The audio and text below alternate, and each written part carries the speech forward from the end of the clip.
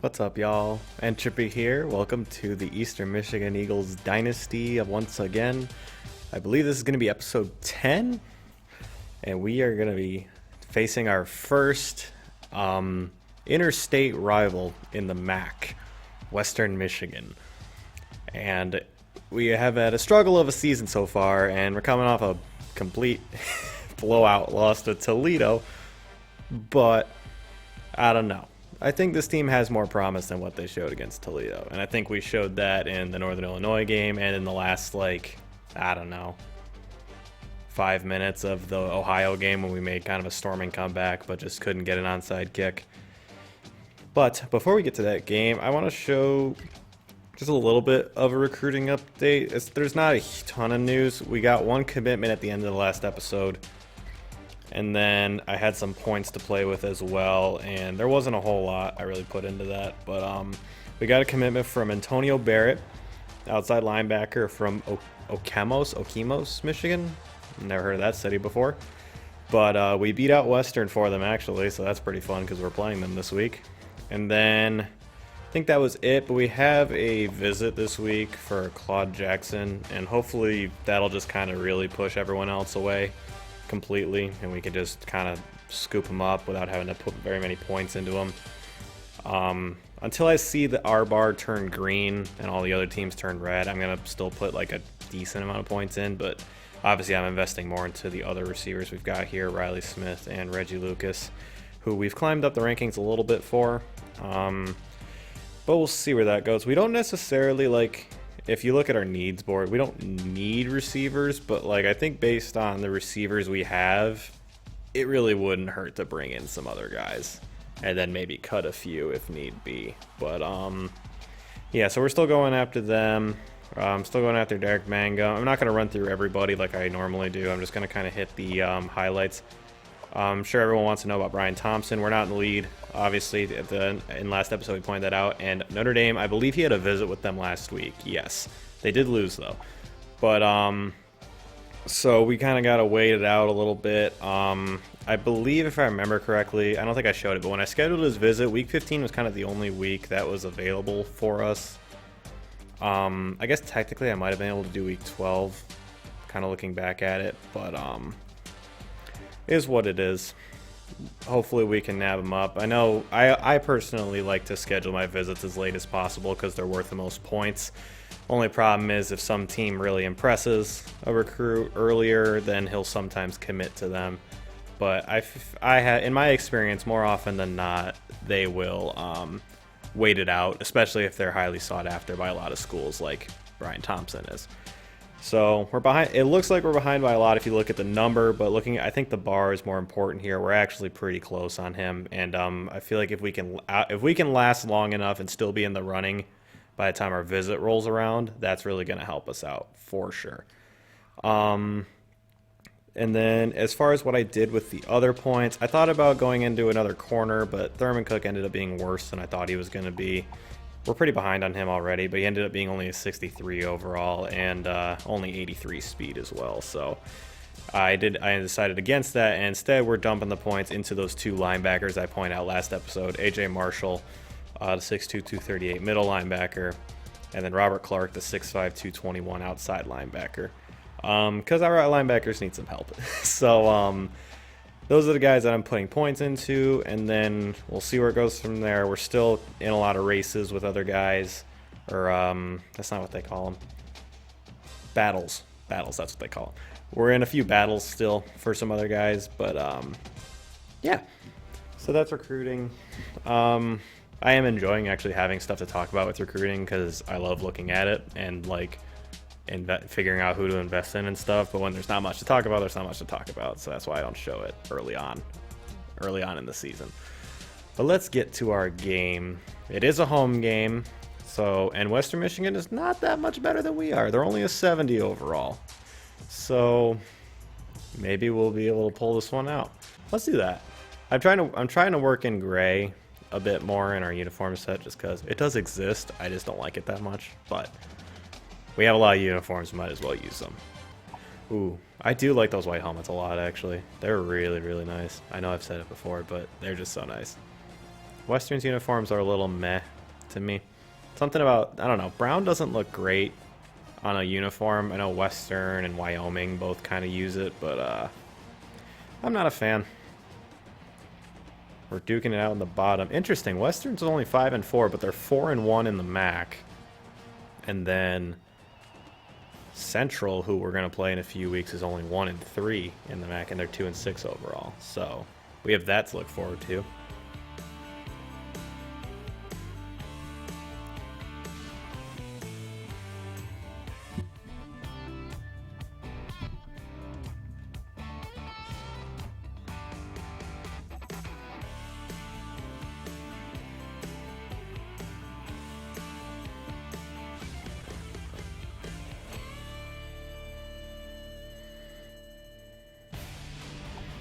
Here we are live at Reinerson's Stadium, where the Western Michigan Broncos will be taking on the Eastern Michigan Eagles in this MAC matchup. Coach N7 Ropy still searching for his second win with the Eastern Eagles. And we won the coin toss again. We're on a hot streak here. And here we go.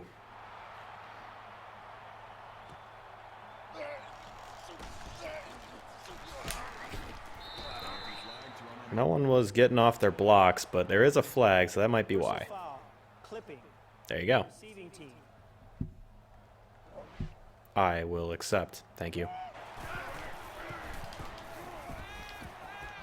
Oh, Williams nearly had the pick there. And that guy was about to break that tackle. I'm glad there were other guys there. Man, that would have been a way to start, wouldn't it? Pick 6. It is nice playing at home, even though we haven't had much luck here. It still is nice.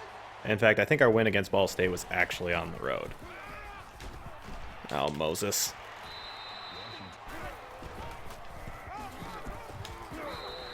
Ooh, nice hit. I don't know who that was. Was that Zach Jude, perhaps? They're not showing his name. I think it was.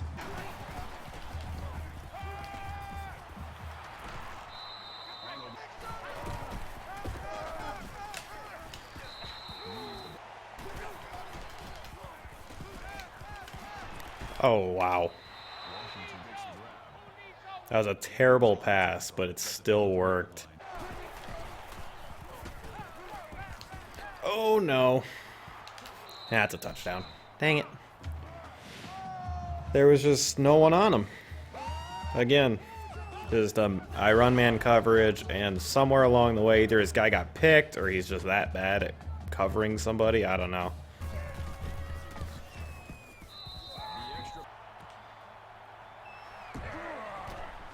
Thompson gets the edge. Cannot quite outrun a guy, but does break the tackle and is stopped at about the 40-yard line. He's done pretty well as a return man as of late.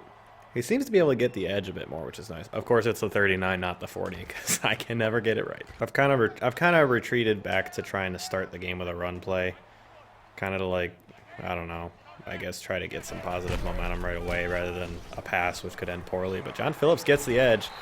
Can't quite run through the guy, but gets a nice 15-yard gain on our first play from scrimmage. Oh, no one blocked him. Jeez, oh Pete.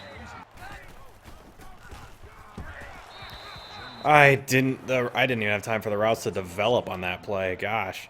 I never like having 3rd and 22 on the opening drive.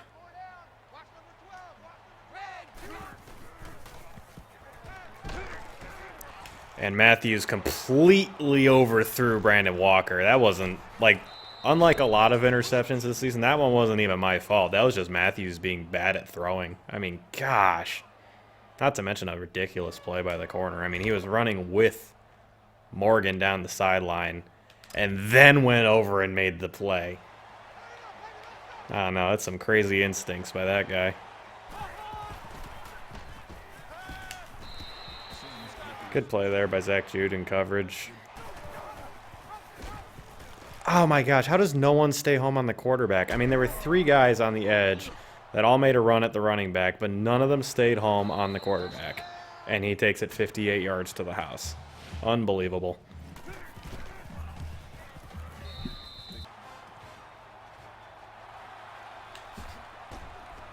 Good move by Swanson. Gets the outside. Out past the 40, almost to the 45. We'll call it the 44-yard line. I thought for half a second there he might be gone. It was the 43.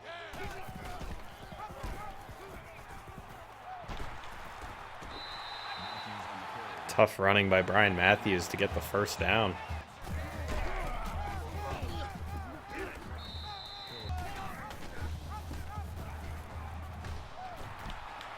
Brian Matthews again getting the first down off the read option.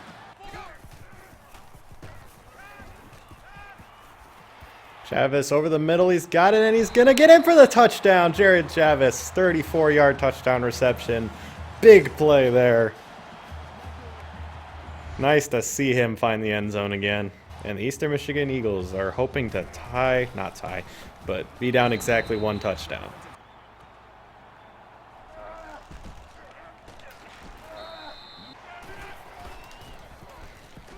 Zach Jude almost got in there for the sack. And Williams tabletopped Calvin Powers. Ooh, nice play by, I don't know which of our defensive tackles that was, but beautifully done. He shed the block and made the play. Richards can't make the tackle, neither can that guy. And Jeff Whitworth gets 18 yards off the drag route.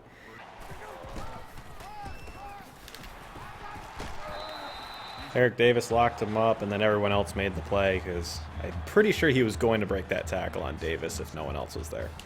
We're making good plays on, like, first down, but we're having a hard time doing anything on, like, second and third down. Seems to be when they get most of their yardage. After one, Western Michigan leads Eastern Michigan 14-7 here in Ypsilanti. Are you kidding me? Are you kidding me? First of all, how did he get out of there in the first place? Second of all, how in the world did he not fumble that? Like, how? He got drilled, flew into another guy who then drilled him back the other direction from which he was drilled the first time. And he held onto the ball through all of it.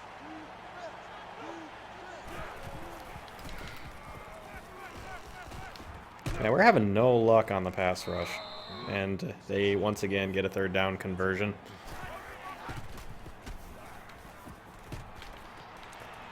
And Moses just stood completely still while Chaz Washington caught it and stepped in for a touchdown. Nate Shelton is 10 for 10 on the day.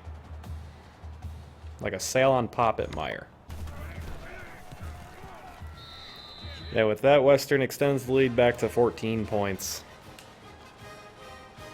I mean, I'm running out of, like, things to say about our drives on defense that result in them scoring a touchdown because it just happens so much. Like, the defense just isn't good.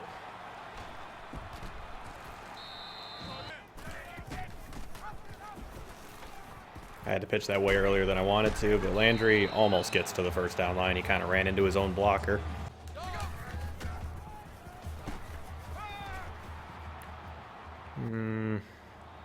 Just gonna run this. Got the first down. There wasn't anything open, so that was kind of the only option.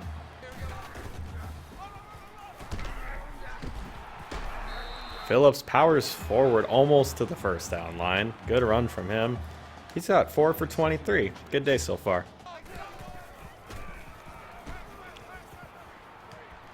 Isaac Swanson over the middle for 15. I completely forgot. We have to try to pass for 250 yards, I think it was, for our boy Claude Jackson. Oh my gosh, I actually can't remember his name. The recruit we have visiting today, the receiver. Claude something. Phillips up the middle again.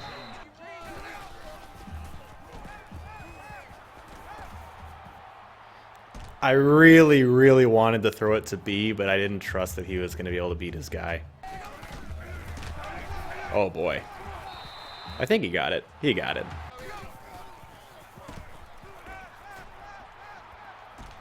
Oh, I should have ran it. And he fumbled.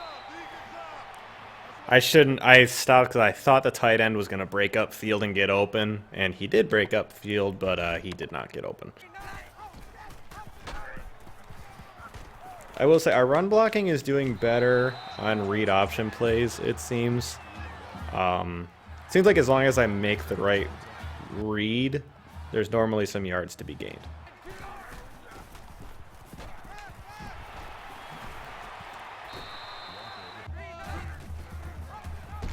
Matthews keeps on the read option, tries to cut it inside, can't shake it, but gets us to 1st and goal at about the 6-yard line, I'm going to say. I am correct this time. Could not quite sneak that in. Time's starting to wind down here in the first half, but I'm not particularly worried about time right now. Landry gets it on the flat, and he scores from 5 yards out. And we are going to cut the lead back to 1 touchdown. That right there was exactly what I wanted to do on that 2-point conversion against Northern Illinois. That time, I was able to see the defender in time this time to get it out to Landry.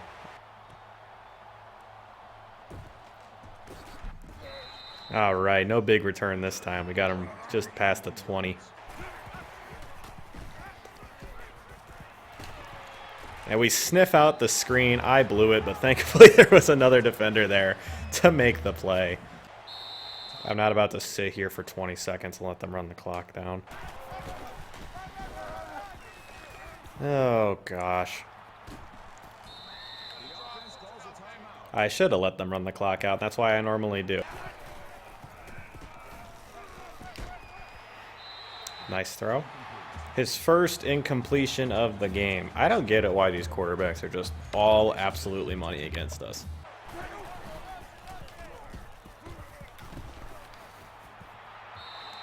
Thankfully, he overthrew that because Ira Richards was 100% beat.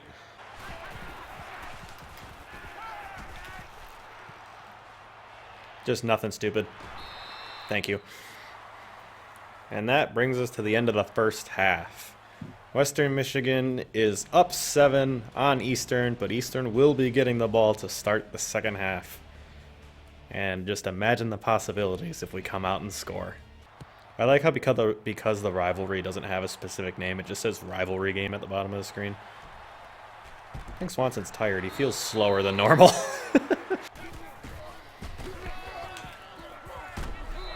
What the... I kept trying to get around him. He was like teleporting in front of me, behind me. Like I couldn't get around him.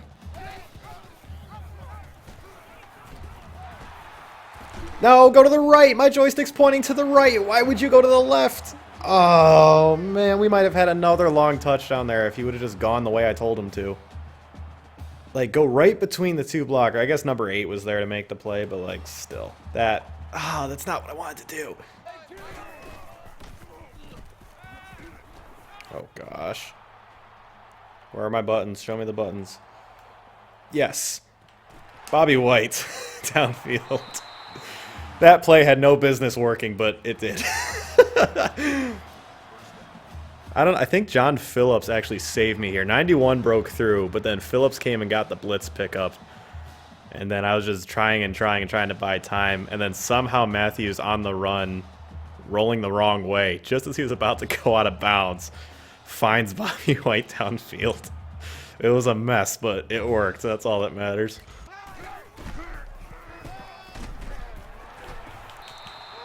Average-wise, Phillips is actually having one of his best games in a long time. I think it's at like 6-point-something yards per carry. It's pretty high for him. Oh, and he gets utterly destroyed there, but does get us to 1st and goal. Phillips finds the end zone. Touchdown, Eagles. Now we're about to tie this game back up at 21. Beautiful blocking up front, and Phillips fights off 9 just enough to get into the end zone. And it's good. Come on, defense. Please do something. Just anything, please. Get a stop.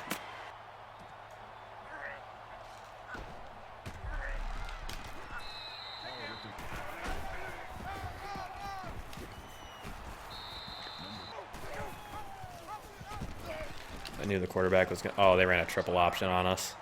And no one can get off their block? Are you kidding me? We just can't have nice things in this dynasty, I swear. I mean, that receiver must be the best blocker in the nation. He had our corner locked up for like a solid 5 to 10 seconds. Oh my gosh, it's just unreal. It really is. Every time it looks like we're finally getting something going, it's just, oh, 60-yard touchdown run, because why not? If we keep scoring, then we still have a chance. Problem is, we're going to have to like score last, force overtime, and then get lucky on a 2-point conversion like we tried to against Northern. Ah! I got tripped by the guy that got blocked, dang it.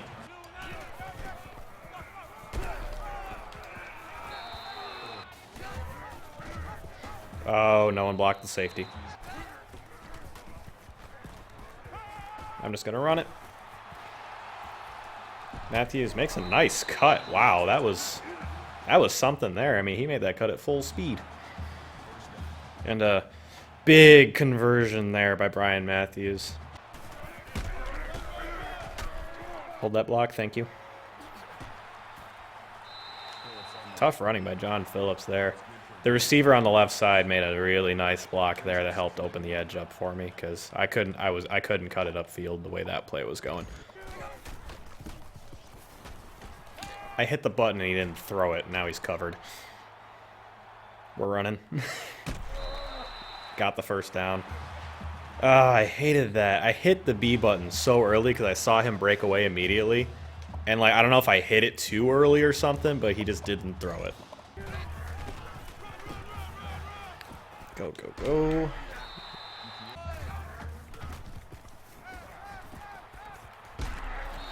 Oh my gosh, I hit the button and he didn't throw it in time. Did Matthews get hurt?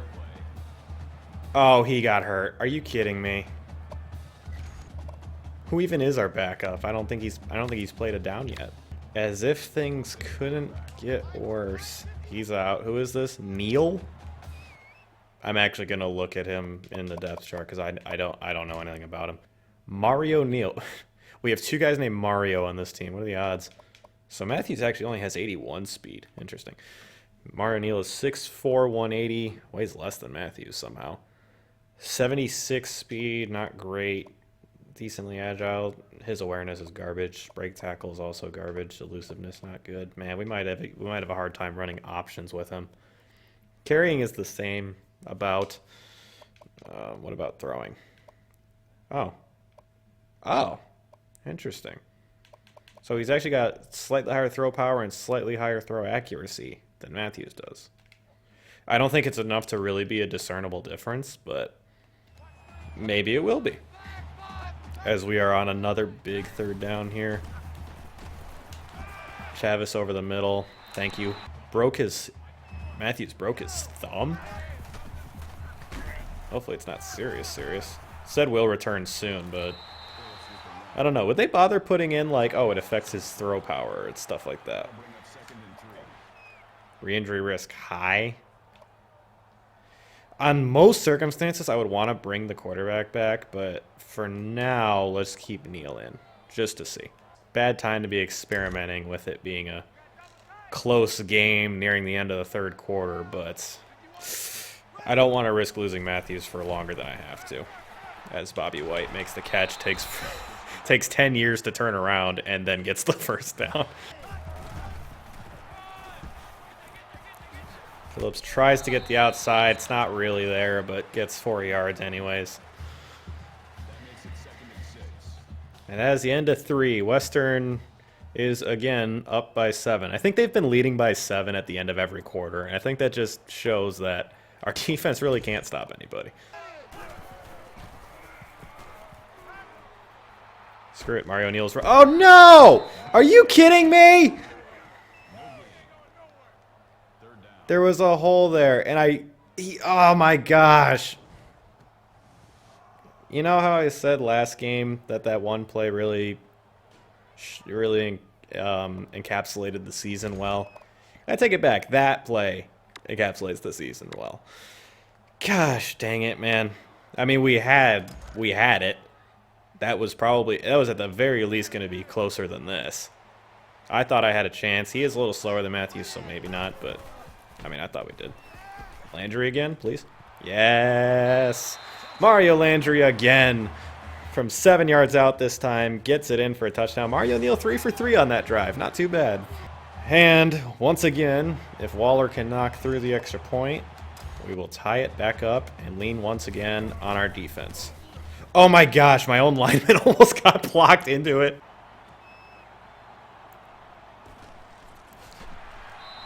I don't know who Brock is, but I was able to weave my way through all the blockers somehow.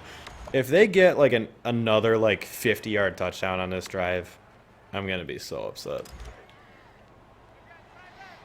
Like, I don't mind if they, like, I do mind, but like I don't mind if they string a drive together. But, like, if they get it all on like one play, then I'm going to take issue with it. Thank you. Oh my gosh, he nearly broke out of that. I don't know who that was that made the play. Jamie Gay. Well done.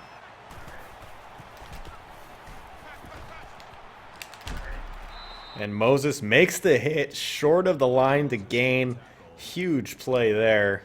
Really wish he could have made a play on the ball instead, but nonetheless, well done by Phil Moses. They're 100% going to run this. Oh, no, they didn't. Oh, my gosh. We just, I mean, I know we only rushed 3, but, like, I was worried about the quarterback running, so I decided to run a play with a spy on it. Man, we've been so close to stopping them on so many occasions, and we just can't quite do it. Oh, Davis, turn your head. Oh. He got dinged in the helmet with the ball. Oh my gosh, we got the sack. Who was that? Jamie Gay again. 2 sacks on this drive alone for the big man. Isaac Houston in the backfield brings him down for a loss of 2. They tried the screen, and Isaac Houston said, no, sir. What a huge play. He's got 7 tackles again on the game. I don't know what he was doing up there because I'm pretty sure I called cover 2 man.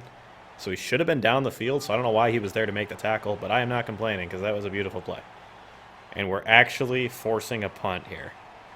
They're actually trying to run the clock down, like that's going to make a huge difference.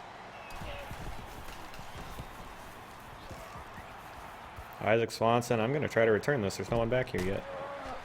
And he can't get the edge. I just wish he was a little bit faster. I don't feel like we got to rush anything yet. We're in good position. Still like just under 3 minutes left. We don't have to start flinging it all willy-nilly quite yet. Will we get to that point? Maybe. Would I like to score before we get to that point? Yeah. Oh, Brian Matthews is back. I just realized that. I kind of just called that option out of habit. I didn't realize that he was actually back. But I'm glad he is.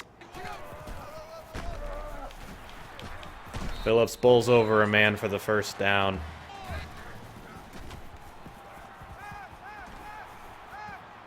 Block for me. Good play there by Brian Matthews. I think that was Phillips that I said to block for me, and he did. He got a hand on number 34, I think it was there. Even though number 8 was able to wrap up. Nonetheless, good play there. I have to pee really bad. I'll be right back. And I'm back. Let's do this. Time is starting to come back off the clock again. This might be... I'm kind of torn because I don't want to leave too much time left on the clock for them, but we also have to try to get down the field.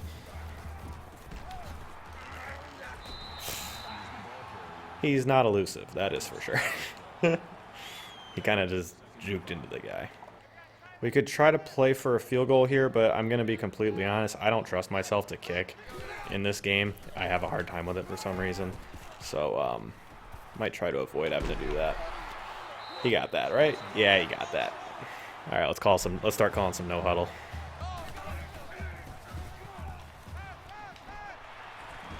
Trevor Morgan.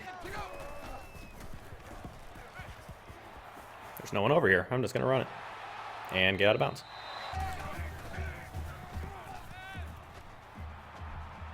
Throw it away.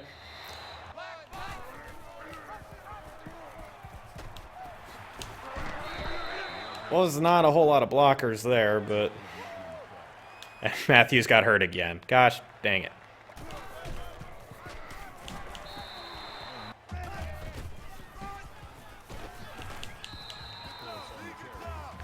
We're just going to kick the field goal here. All right. And with that, the man of the hour, Brett Waller, has a little 21-yard chip shot, and they ice the kicker. I don't actually know what icing the kicker does in this game, but I'm a little terrified. And Waller knocks it through. Eastern Michigan wins it at the buzzer to take down the Western Michigan Broncos in this rivalry game for Coach N7 Ropy's second win of his career. You cannot write this, folks. Unbelievable. You better believe that's an ESPN Classic game. Play of the game, touchdown to Chavis. I would have to agree. That was huge. Oh my gosh, my heart is pounding. What a game. The Eastern Michigan faithful are thrilled to see their team add another victory to their record. It's been an up and down season, mostly down, to say the least, for this team. But they came back from as many as 14 points down. They made a stop when they needed to in order to force the Broncos to punt it back. And they put together a 2-minute and 55-second drive to take home the victory. I am hype. I don't know about you guys, but I sure am. Not to mention Brian Matthews fought through an injury, a broken thumb, came back, got hurt again. Trying to run it and get the touchdown to bring back Mario Neal, who didn't end up throwing another pass. I think he only came in for the one play. But nonetheless, such heart and grit from Brian Matthews. Let's take a look at the stats for this team. Brian Matthews. I was so used to him just being the only guy on the list, I forgot about Neal. So Brian Matthews went 7 for 10 for 107, so we did not reach our 250-yard goal. But I don't know. Had he stayed in, maybe we would have. I'm not sure. The running game was working pretty well today, so that's probably part of it. 2 touchdowns, only 1 pick. And that pick, if I remember, was probably on our first drive, because that seems to be where all of our picks happen. Took 1 sack. That's it. But Mario Neal, the freshman from Wadsworth, Ohio, interesting, came in and was money. 3 for 3 for a measly 22 yards, but still, that's 3 for 3 is the impressive part here. And a touchdown to, I believe it was Mario Landry. So good showing from both quarterbacks through the air. On the ground, Brian Matthews was the star. 19 carries, 136 yards. No touchdowns for him today, but nonetheless did a lot of damage with his legs, especially in those last few drives when we desperately needed to keep him alive. He had some nice runs. John Phillips had a nice game on the ground as well. 17 for 91 and a touchdown. Mario Landry, 1 for 9, and Mario Neal. I can't believe I actually tried running with him. Oh, that was the play where we ran into the receiver, I think. So that was that. Again, quiet day through the air, but Jared Chavis had a 34-yard touchdown catch early on to get us on the board. And I would have to agree, aside from the game-winning field goal, that was probably play of the game just in terms of how meaningful it was, because it looked like we were about to start falling way behind like we did against Toledo. Bobby White had 2 for 42. He's become... Him and Walker both, actually. I gave a shout-out to Walker in the last episode, but White has also become a very nice target for us. Isaac Swanson, 2 for 20. And then Mario Landry, 2 for 12 and 2 touchdowns. On the same play, in very similar circumstances. He was open both times. That's on Western. Brandon Walker, 1 for 9. And Trevor Morgan, 1 for 3. I will say, Kaika Randall's been quiet in the passing game lately. He hasn't done much. I kind of miss him because he normally made big plays, but we got other guys making plays. Jimmy Rogers had a pancake. Tony Davis, the right guard, had a pancake block. I don't know if I knew who our right guard was. It's not a name I recognize at all. And then left guard Patrick Francis was the one who gave up the sack. Yeah, I guess I didn't know either of our guards. Oh well. Defensively, I'm going to assume Houston. Oh, Houston was our leading tackler by far, including a huge tackle for loss on third down that ended up forcing Western to punt. Jamie Gay had 3 tackles for loss. Wow. And 2 of them were sacks. So there you go. Jamie Gay showing up in a big way when we needed him. No picks. We don't really force turnovers at this team. It's a little annoying. I wish we could get a pick every now and again. We've gotten them, but we kind of have gotten them in bunches, it seems. Kicking, man of the hour, Brett Waller made his 1 field goal that won the game for us and made all 4 extra points as well, including the one where his own lineman nearly blocked it. But nonetheless, fantastic showing from him. We didn't punt once. That's probably why we won, honestly. And then Isaac Swanson did decently in the kick return once again, and his punt return was only 6 yards. Even though Brian Matthews showed incredible grit and was money for us, I think it would be just straight up wrong if I didn't give MVP to Brett Waller. Sure, it was only a 21-yard field goal, but dang it, he made the kick, and had he missed it, he would be the guy that we'd all be complaining about. So, player of the game, Brett Waller, but we'll give Brian Matthews honorable mention just for fighting through the injury and still putting up numbers. Outstanding showing. I must say, with the way the last 2 weeks have gone, that was a win that this team desperately needed. Even if it was for nothing else but morale, it was still important. I believe we are going into a bye week next. So, how do I want to do this? I think in the past I've done the bye weeks like as the same week as the next week. But I am wondering if maybe it wouldn't hurt to throw it in at the end of this episode. We'll see what actually happens between now and then, I guess. Yeah, we do have a bye week, so let's advance the week and see what happens. We're in a recruiting battle with 2 schools for Brian Thompson now. That's unfortunate. That means, that means one of those schools had a visit and really jumped up the rankings. So I guess I assumed that would happen. He did have 2 other visits scheduled with Florida and Tennessee, so as those happen, he'll surely be starting to favor them. But that might actually help us in the end, because it means it might keep him from committing to Notre Dame. We've already known about Jesse Walker. Zach Johnson's ready to visit. That's that corner that we've been targeting. That's I think he's favoring Arizona State still. Club School. Oh, we lost out on Kevin Hughes, that center we were going after. Oh, that's really unfortunate. I was actually really hoping we'd be able to bring him in. That was going to be a huge piece of this class.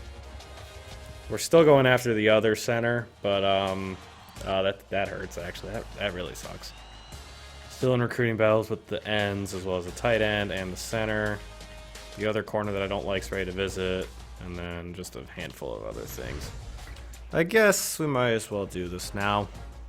Because, well, actually, now that I think about it, we are going to have a bye week to end the season, so I'll probably do that at the end of the episode that includes the week before. So yeah, we'll just do this bye week now. So we need to bring in Aaron Atkins now because we lost out on the other guy, Hughes. I don't know what Dan Scott's waiting on, but whatever. Take your time, dude. Okay, yeah, we can take some points out of Claude Jackson now. Where do we stand? We're leading on Riley Smith now, and we're still behind on Reggie Lucas, but we are in second, I guess. No visits yet for him. We're in a battle with Western. I forgot what week. He's probably visiting week 15, like most of my recruits. Yeah, Western. If he has a good visit with them, they might be able to just nab him up. We don't really need a tackle because we got a lot of young tackles already. I mean, are we? That was an accident. I wasn't paying attention. We are still leading on Eric Johnson. Unreal.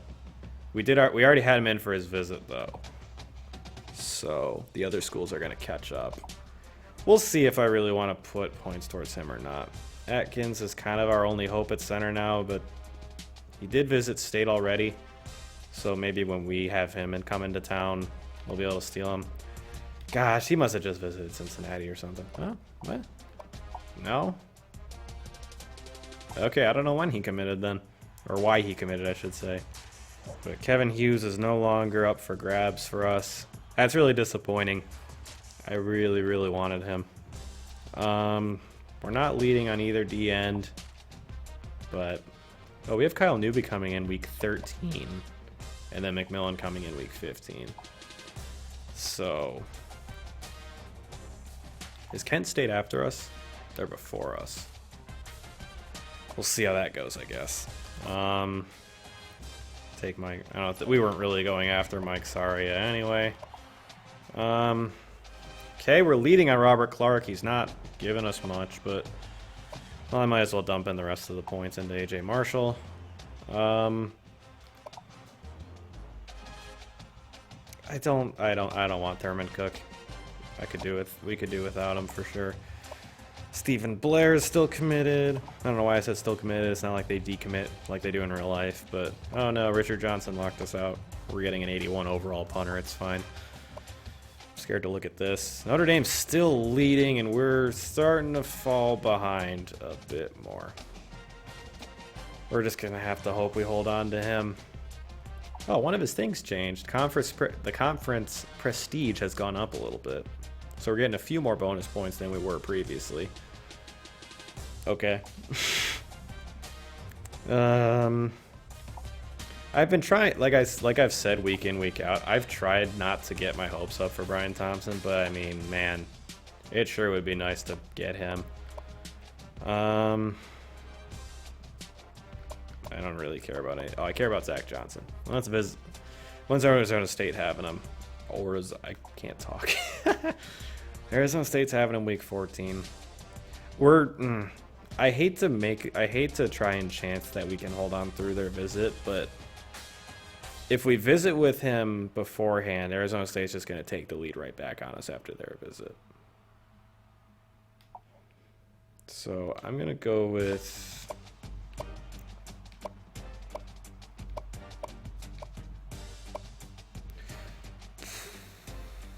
we'll just do week 15 like every other visit that we've got, and maybe we'll get lucky with him. So what do we do with these extra points now? I guess we go try to find other guys. Okay, I like what I see from him. 90 speed, 76 man, 73 zone. Not as good as Zach Johnson's, because Zach Johnson's a stud or a gem. But I'm interested enough by what I see. Not great at tackling, but that's kind of what happens. I'm kind of using Johnson as like the threshold, so to speak. Let's see what Art Jackson is. He's a 77 overall. 88 man, 84 is okay. I think we'd be a little bit dumb to not. He may be a JUCO guy, but dang it, he can come in and make an impact. Let's go all in on Art Jackson.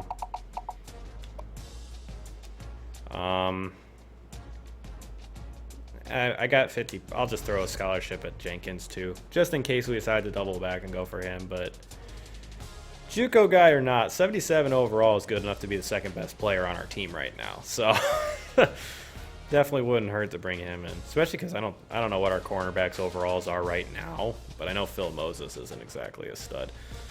He's good, but like I'd like to see some better things out of him than what I've seen this season.